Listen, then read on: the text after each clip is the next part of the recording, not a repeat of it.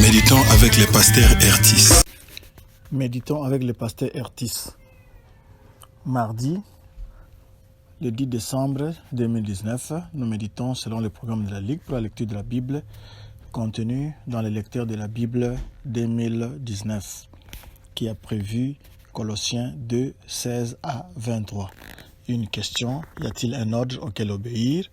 Et bien sûr, chaque jour, il faut se poser la question de savoir quel verset m'interpelle le plus. Ces questions nous accompagnent tout au long de la méditation. Cela signifie qu'il faut avoir sa Bible à côté pour pouvoir s'interroger, pour pouvoir approfondir les textes au moyen de la compréhension du texte au moyen de ces questions. Ici, il s'agit de...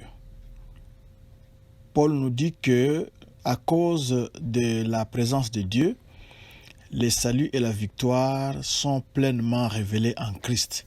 C'est ce que nous avions vu hier dans Colossiens 2, 9 à 15. Christ suffit, c'est-à-dire Christ est suffisant pour le salut des Colossiens, même pour votre salut. Il n'y a donc pas besoin de poursuivre des enseignements ou des pratiques additionnelles pour notre salut. Nous allons prier. Seigneur, merci parce que tu nous as tout donné en Christ. Il se suffit à lui-même. Il nous suffit et nous n'avons pas besoin d'ajouter autre chose. Il ne s'agit pas de notre travail, mais il s'agit de ta grâce que tu nous as montrée en nous donnant ton Fils Jésus-Christ. Merci ô Seigneur de nous donner le Saint-Esprit pour marteler ces vérités dans le cœur, dans l'âme, dans l'esprit de mon frère ou de ma sœur qui médite maintenant avec nous. Sois béni à cause de Jésus-Christ. Amen. Shalom, bien-aimés. Nous allons empaqueter les versets. Nous prenons d'abord du verset 16 au verset 19. Et dans ces passages-là, on nous parle d'une certaine forme d'humilité. Les gens qui ne glorifient pas la victoire de Christ seulement, c'est-à-dire qui ne se contentent pas seulement de cette victoire, ces gens très souvent apparaissent comme s'ils sont humbles, mais leur recherche pour de nouvelles expériences spirituelles ou d'autres conseils spirituels apparaissent comme nécessaires pour le salut. Alors Paul qualifie ces efforts-là de l'orgueil humain tout simplement.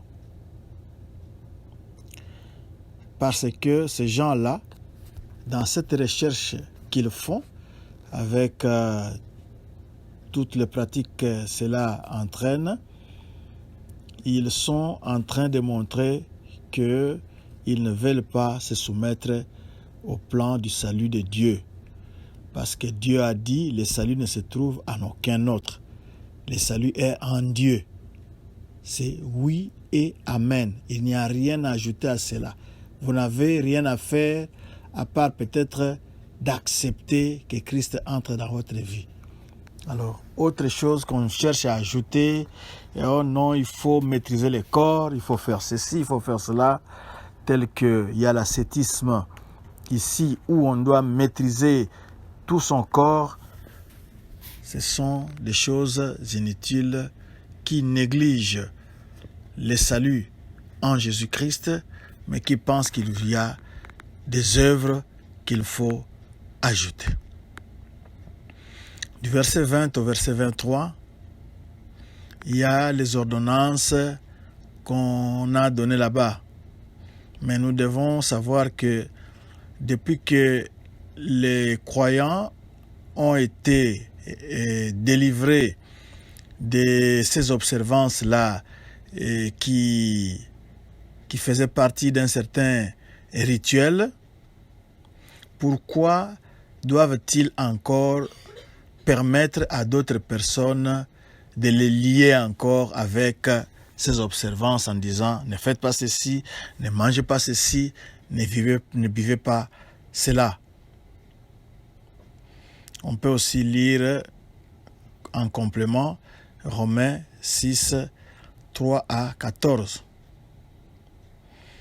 Aucun travail humain ne peut être ajouté au mérite de la mort de Christ. Son travail sur la croix est le seul travail acceptable aux yeux de Dieu. Il n'y a rien d'autre à ajouter.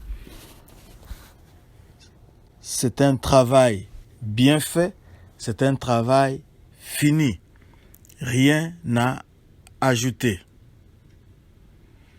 Alors, pour les Colossiens, la discipline que demandaient les faux enseignants semblait être bonne, parce que ce sont les humains et les gens ont tendance à croire que puisque Dieu nous a donné quelque chose, et nous devons les mériter, nous devons aussi faire quelque chose en retour pour mériter cela.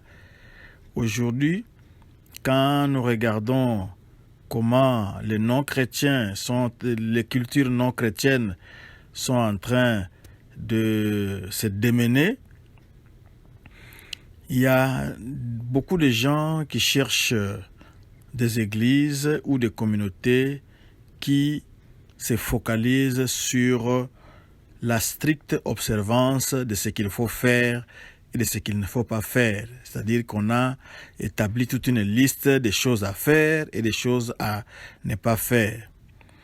Quand vous suivez une longue liste de ces pratiques religieuses qui demandent qu'on ait une discipline de soi, une forte discipline de soi, cela peut faire apparaître quelqu'un comme s'il était spirituel, comme s'il était moral.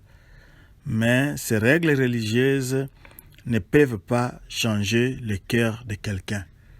Il n'y a que le Saint-Esprit qui peut changer le cœur de quelqu'un. Donc confiez-vous plutôt au Saint-Esprit au lieu de suivre toute cette liste-là que votre religion, que votre groupe religieux a affiché. Voici ce qu'il faut faire et ce qu'il ne faut pas faire. Ça paraît moral, mais ça ne change pas le cœur. Il n'y a que le Saint-Esprit qui a cette capacité-là de vous changer. Il n'y a que la parole de Dieu que vous êtes en train d'écouter maintenant qui peut vous changer, parce que la parole n'est pas une simple information, mais son travail, elle est là pour vous transformer.